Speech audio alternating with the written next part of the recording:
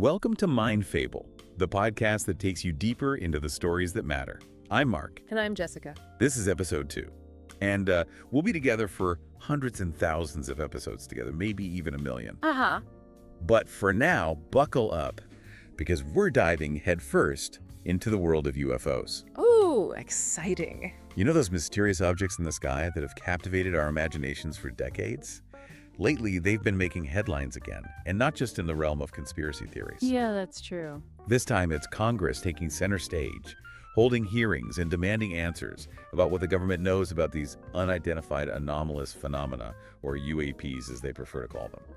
Yeah, it definitely feels like we're moving from the fringes of speculation to a more serious and official investigation. Exactly. And that's what we're going to unpack today. We've got a stack of sources, news articles, reports, even snippets from the congressional hearing itself, and we're going to extract the most important nuggets of knowledge to help you understand what's really going on beneath the surface. Ooh, can't wait. So where do we even begin with all of this? Well, the recent congressional hearing on UAPs is a great place to start. It brought the topic to the forefront of public attention and raised some serious questions about government transparency and what they might be hiding. Right.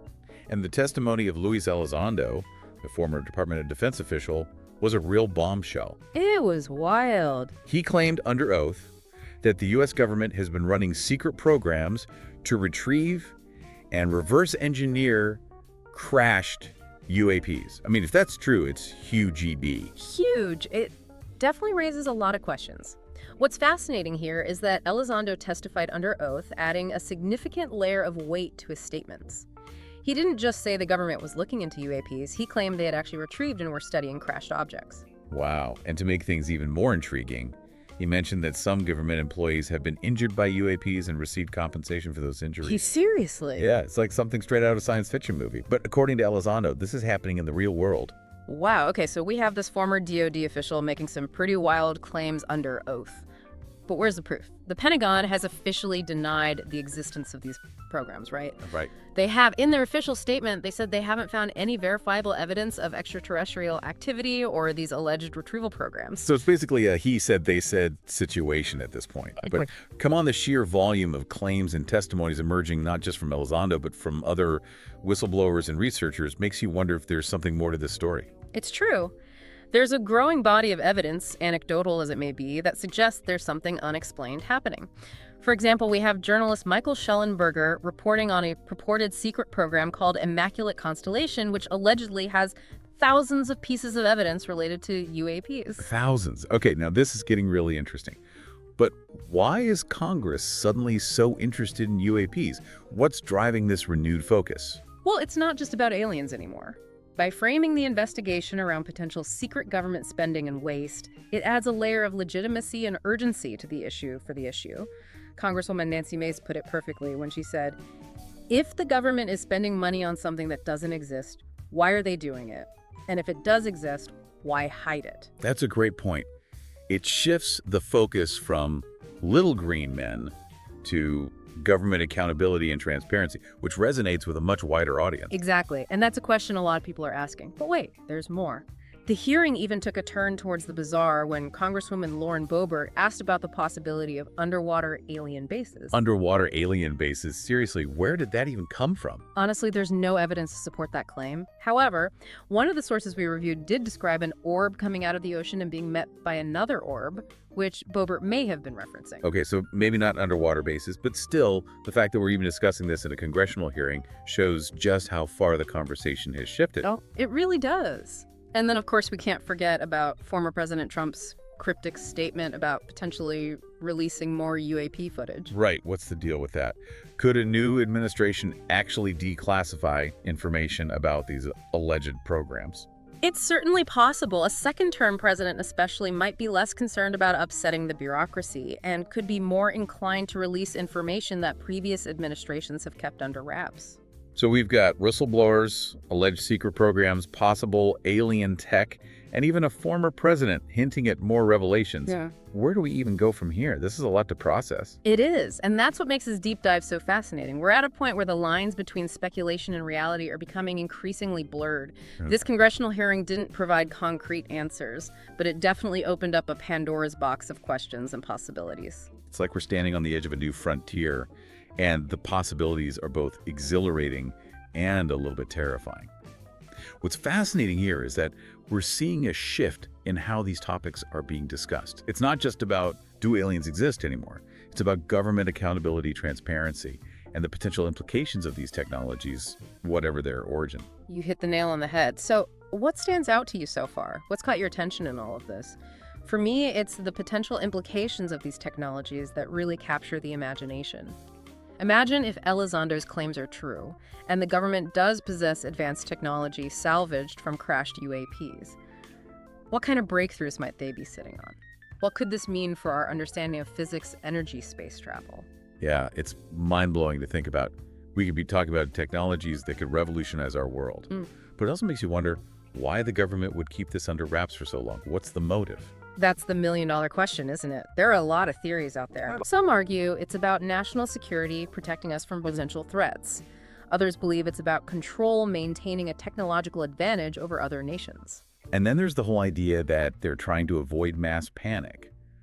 Imagine the chaos if everyone suddenly knew we weren't alone in the universe. It's true. The implications of confirming extraterrestrial life are huge, both scientifically and culturally.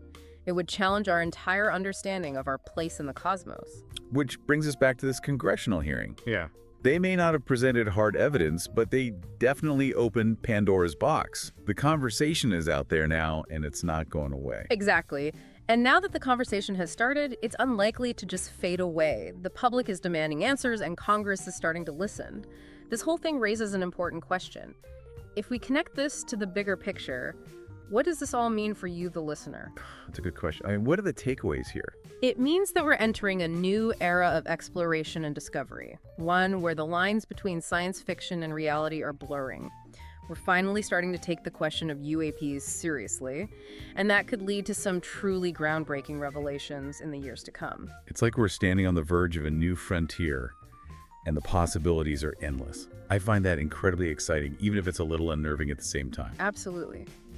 And as we delve deeper into this mystery, it's crucial to remain open-minded, to consider all perspectives, and to demand transparency from those in power. Because the truth, whatever it may be, is out there somewhere, right? What's so exciting about all of this is that we're at a turning point.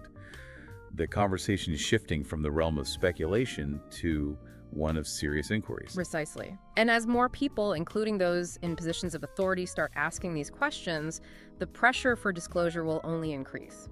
So if we take all of this into consideration, what should we be looking out for in the coming months and years? What are the key things to watch? Well, for starters, keep an eye on the AARO, the All-Domain Anomaly Resolution Office. They're the ones tasked with investigating UAPs, and any official reports or findings they release could be significant. Absolutely. The AARO is essentially the government's official UAP watchdog.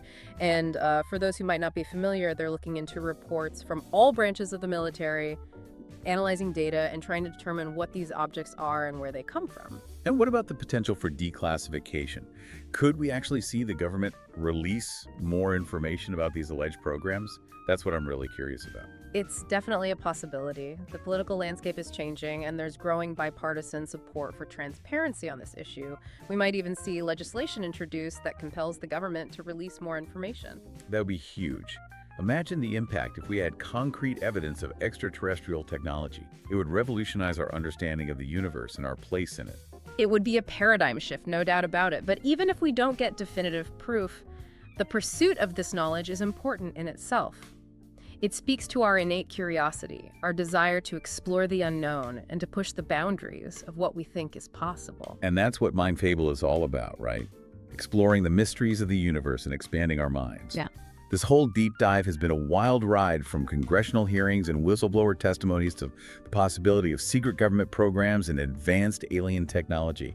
It's a lot to take in. It is. But here's the takeaway for you, the listener.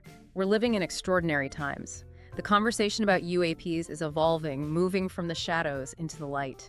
And as we continue to ask questions and demand answers, who knows what incredible discoveries might be waiting just around the corner. So as you go about your day, keep looking up at the sky, keep asking questions, and never stop wondering what might be out there. Because the truth, as they say, is stranger than fiction. And sometimes a lot more fascinating. And that's a wrap on another deep dive here at Mind Fable. Until next time, keep those minds curious and stay tuned for more fascinating explorations of the world around us.